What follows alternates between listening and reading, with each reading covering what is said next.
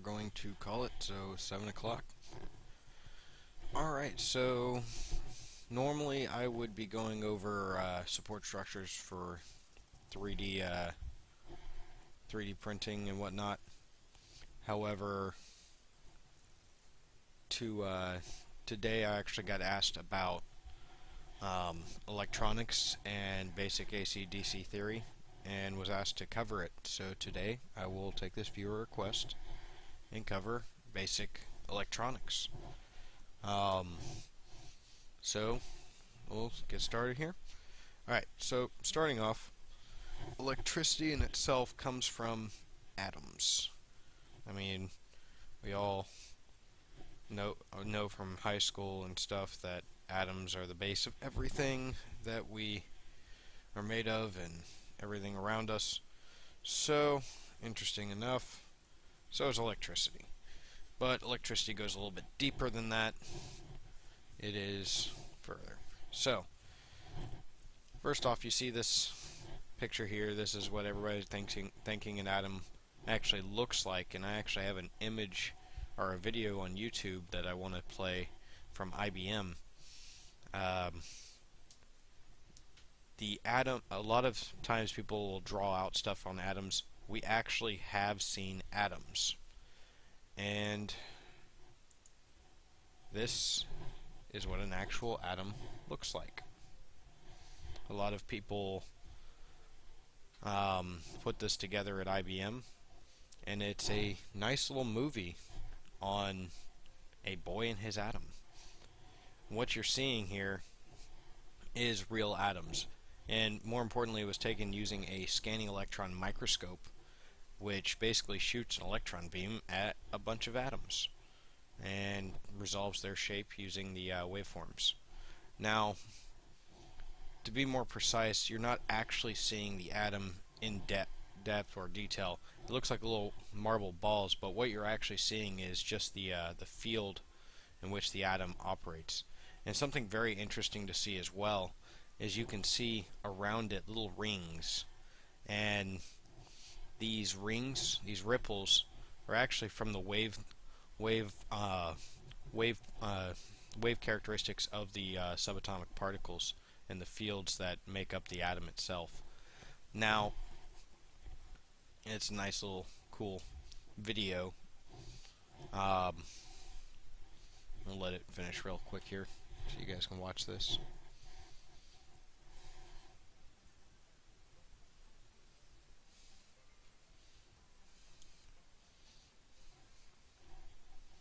And just to point out how actual badass this is, sorry for cussing, but you know, the IBM basically just manipulated a bunch of atoms just to make their logo.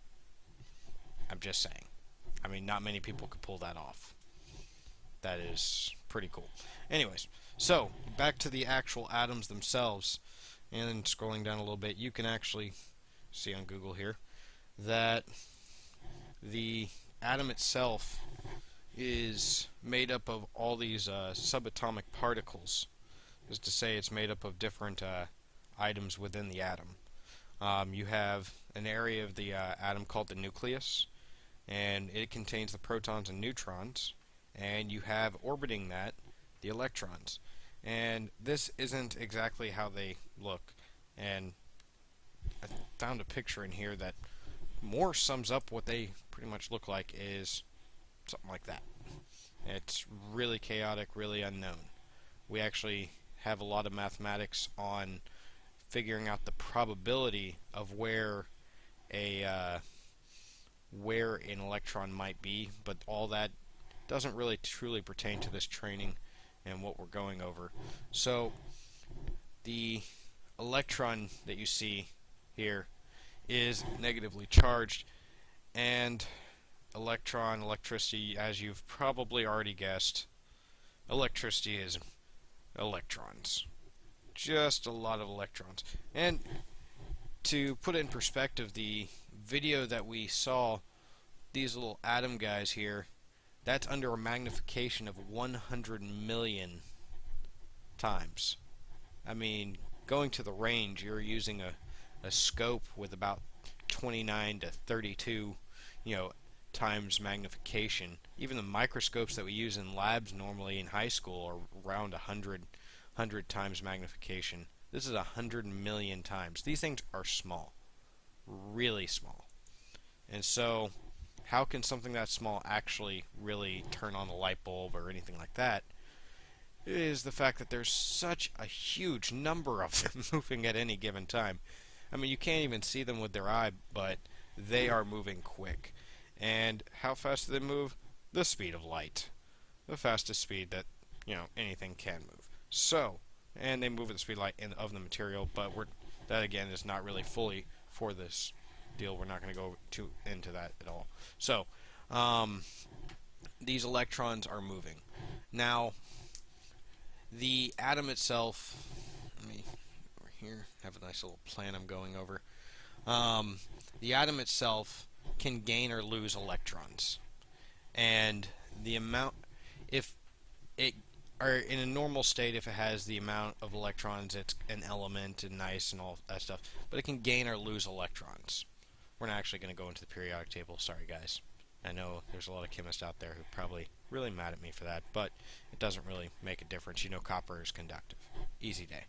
Now, copper in itself, with all its electrons, you have a set number. And if it has just that number and everything's happy, it's a regular atom. It is not ionized. Now, ionization occurs if you take away electrons or you add electrons. And, conductors, semiconductors, and insulators take advantage of this ionization. And the number of electrons in the outermost shell, 4 or less, and it's a conductor. 5 makes it a semiconductor. 6 or more makes, or strike that. 4 is semiconductor. 5 or more is a insulator.